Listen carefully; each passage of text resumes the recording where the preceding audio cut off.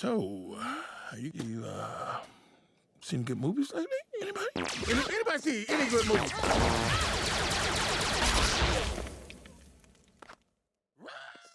Hey everyone, Rascal here. And Mama. Welcome to our channel Paws On Animation and our Paws on Netflix segment. And today we're covering the Netflix movie In Your Dreams. Now believe it or not, this is another reimagined version of Little Nemo and Slumberland.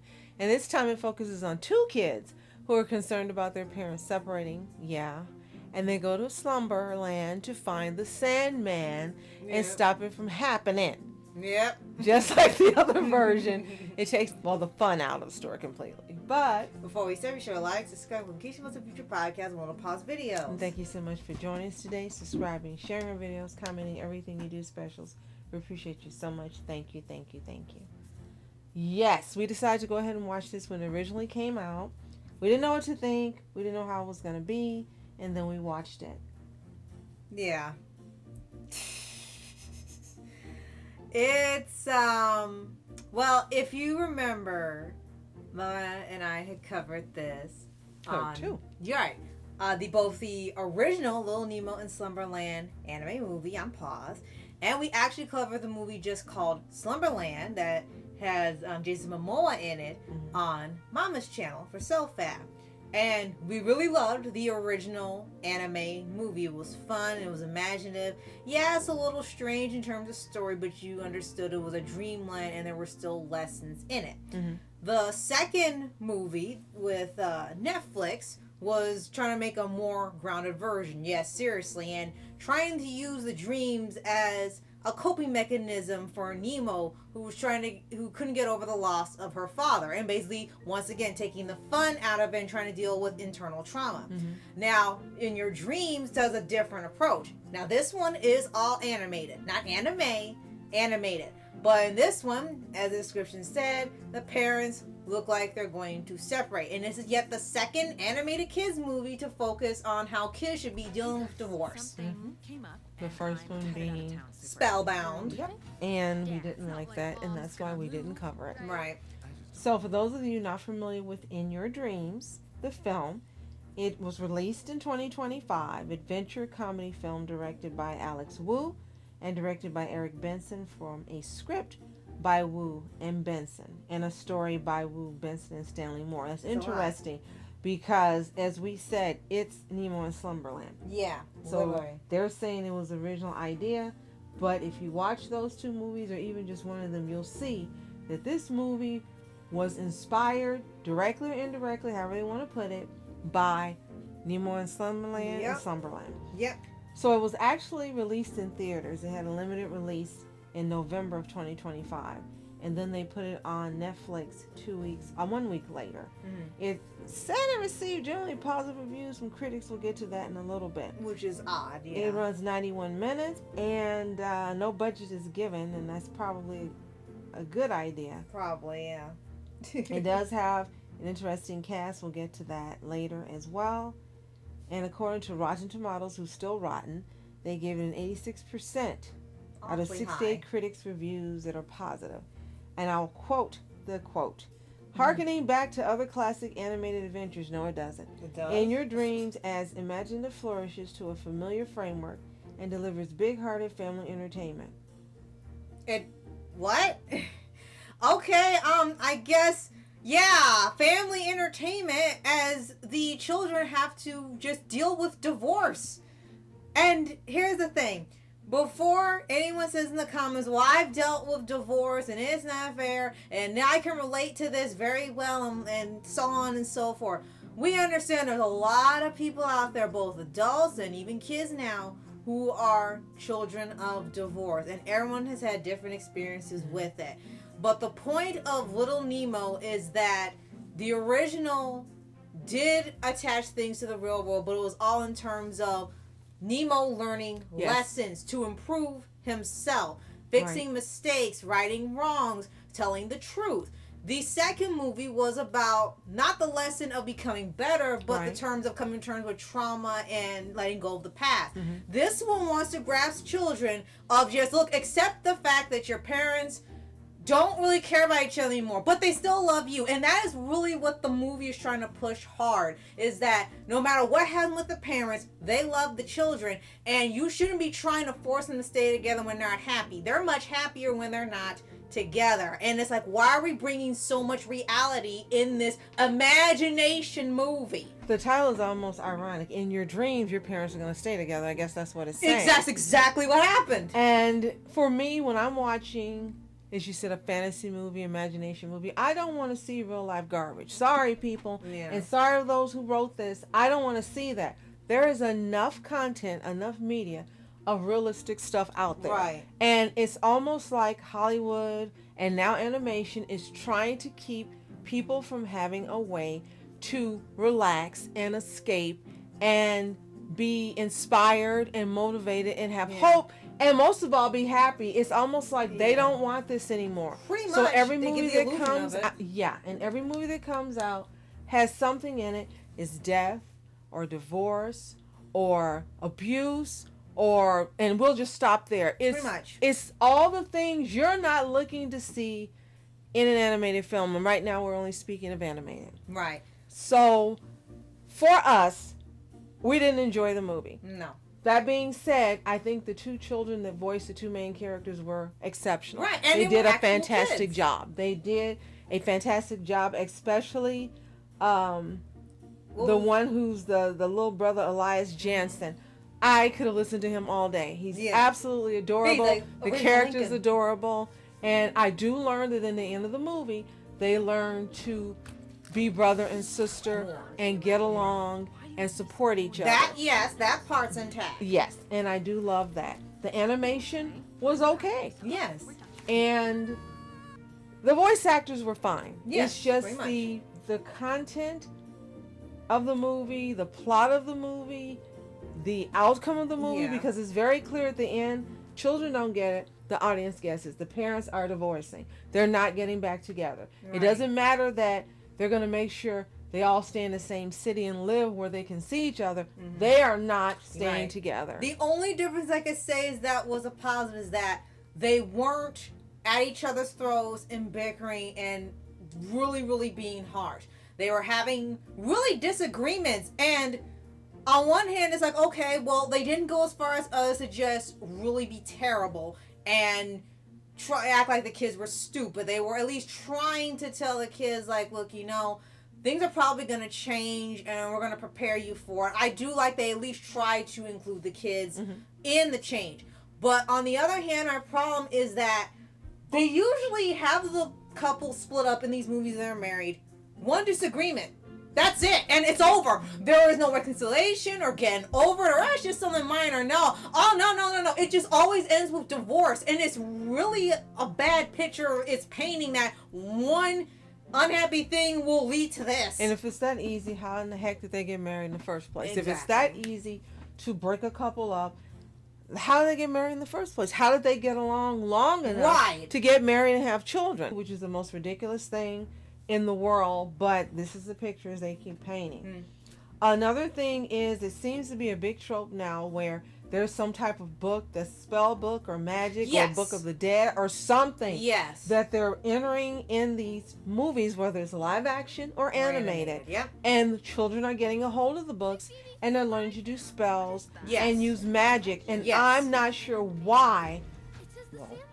I don't know why. Let's put it that way. Right. They want to keep taking children this way and giving the impression that A, magic can solve your problems. B, which it's safe to do witchcraft and occultic things. And 3, it's okay. It's normal. No. Yeah, and especially with the younger brother, he was really young. Yeah. No, he's like 4 years old, and then I think he's 6.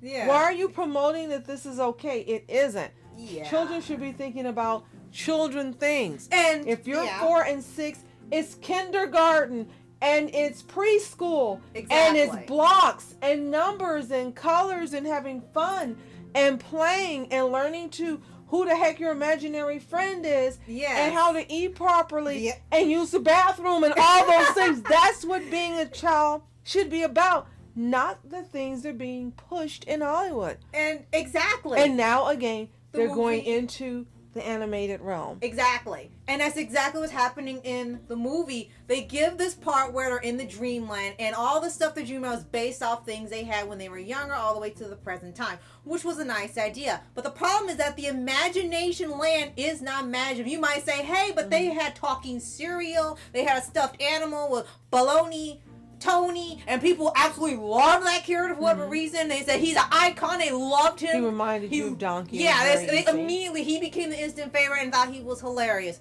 He was okay for us, but all the stuff they had in here was supposed to be like, well, we know kids like this, but we don't understand what makes kids like this. We have talking cereal, we have dance parties, talking stuffed animals, and baloney in your slacks, and da da da da da, and all this. Like, you can tell whoever made this is like, they were struggling to find the things that kids enjoy. They just threw in some stuff they know kids like, and then wanted to get straight into the nightmare reality coming in and tearing up everything part. They were not focused on the fun with the lesson. They just wanted, look, you gotta accept reality, you gotta accept reality, you gotta accept reality, and that is what ruins the movie. It's almost like adults have forgotten what it was like to be a kid, and they become jaded. And I say that respectfully. I haven't. And maybe that's why I can enjoy anime and animation and comic books and laughing and being joyful. No matter what life throws, I am so grateful that I bounce back. And I'm so grateful that I know that things are temporary that happens. Now, there are only 2 movies right now that I can say, well, 1 movie and 1 show, that have really still been connected to what it means to be a kid. One is If. Yes. If did a very good job of it. Yes. And then Craig of the Creek, the first couple seasons. Craig of the Creek was perfect the first few seasons. Yes. You were under the impression that there was a real Craig, and Craig was an adult, and Craig was going through his childhood and reminding you of all the fun he had and doing this and that. And it was perfection. Every episode was great. And then after season 2, you ended up having 11 to 13 adults who forgot what it was like to be a child, get involved, and we ended up having witches and witchcraft and magic and time travel and surrealism like regular shows. And children, not even teens, discovering their sexuality. Craig of the Creek was a childhood show in the beginning that was about nothing but being a kid and having fun. Yes. And that is why I absolutely loved it and adored it. And after the season 3, I quit watching. The movie made me stop watching this show entirely.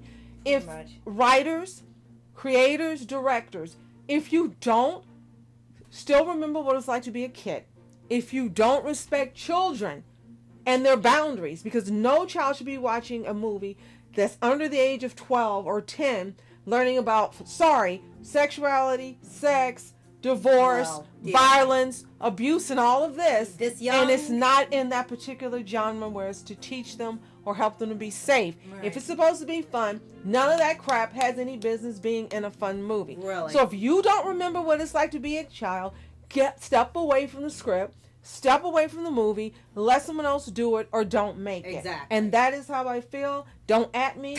I have felt strongly this way for a while. And that's the problem with this movie. Very much so. They got some great kid actors, voice actors. And Little Brother was the best one. Adorable. And you got all these elements for childhood, but it's not a movie for children. Yeah. And it's not a child's movie. Exactly. And my final thing I want to add is that they talk about the dream aspect. They add in the element of the nightmare or nightmaria and the Sandman. The Sandman, you know he's supposed to be. No, he's not like the Rise of the Guardians one. It's a different one where he can give them the dream they want of the parents staying together and being a family. You're like, oh, okay. It's like the nightmare is over and everything. You're thinking at first, oh, this is nice, where they tell their differences, they're getting closer, reconcile. Oh no, you look at the timestamp. Oh wait, there's so much time left. What's happening? Well, he gives her the illusion of granting her wish that the parents are getting along. She can stay in that dreamland forever. So plot twist, the Sandman who helps you sleep and gives you good dreams is a bad guy because he's giving you a false reality. Then on top of it, when the little brother goes to rescue the sister, he meets physical manifestation of nightmares called Nightmaria. And you learn Nightmaria actually is the good girl. Because nightmares, and I kid you not, they say this in the movie, nightmares aren't meant to scare you. They're supposed to toughen you up so you can face them and fight them as you grow up. So the more nightmares you have, you'll grow up to be tougher and stronger with the more nightmares you experience. As an adult, what? As an adult who had night terrors as a child, I'm calling BS. Yeah, and I was like, what? Nightmares are good for you to strengthen give you bravery and defeat your fears. I have never heard anybody say it's good to have nightmares. What is wrong with you? What I recall, childhood, and I remember being a child, was waking up screaming in the middle of the night with night terrors, and I did it so much that no one in the house paid attention to me anymore because I did it so often. It didn't make me stronger. It didn't make me happy. It didn't toughen me up. It made me afraid to go to sleep. Yeah, what is this movie talking about? Who are you? Who are these people? And I was people? grateful for when they stopped, so BS. So, let's get to the voice cast. Yes. We have Jolie Hong Rappaport as Stevie Ting, who's 12 years old. She's the sister. And Elias Jansen is Elliot Ting, an aspiring magician, her younger brother. And I think he is maybe 6. Oh, okay. He was 4 in a flashback, but they never make it clear. Not really, just know he's the younger brother. Craig Robinson is Baloney Tony, the plush giraffe, as you said everyone liked. Simi Liu as Michael Ting, the father of Stevie and Elliot. And Kristen Milioti as Joanne Ting, the mother. Omid Jah Ali as the Sandman, the ruler of the dream world. Gia Caritas as Nightmara, the queen of nightmares. I'm going to just read the rest. Eric Benson, Zachary Noah Pizer, Bob Bergen, Maisie Benson, Jorge Diaz, Quinn Minchino, Lizzie Freeman, Kellen Goff as Sandling 2. Yeah, seriously. Scott Menville as Sandling 3. Sungwon Cho as Chad, Alex Cazares, and Reese Warren to round it out. Now, there were some additional voice actors, quite a few. We're going to stop there because they were background characters, and you can see them in the credits. So, for us, this movie didn't do it. We're sorry. It just didn't do it. We were looking forward to it being good. It didn't do it. And unfortunately, you could tell during the trailer that it wasn't what it was purporting to be. Yeah. Again, the voice cast is excellent. Animation was good. And it just is not a children's movie. It's not. So if you've seen In Your Dreams, the 2025 film, let us know in the comments. What did you think? Did you love it? Did you appreciate it? Did you not like it? What do you think? Let us know your comments below. And if you haven't seen it, it's available exclusively on Netflix to stream. Give it a watch. Come back and tell us what you think. And if you're a Simi Liu fan, this is a good movie of his to watch. He does a great job. Yes. As the dad, he is adorable. He is wonderful. He is comforting. Yes. He is everything a dad should be. And we should have mentioned that earlier. Yes. That's another good thing about his role is fantastic. So if you're a Simi Liu fan, watch this and be amazed and joyful at his portrayal because he's fantastic. Right. Come back and tell us what you think. And if you haven't already, subscribe for updates so we can participate in anime series, anime shows, and all things animation. Absolutely. Thank you so much for joining today, subscribing, everything you do, specials. As always, you are our specials. Thank you so much for watching Master Entertainment and Mom Entertainment. Have a toon-tastic day. Peace. Who's a good sausage dog?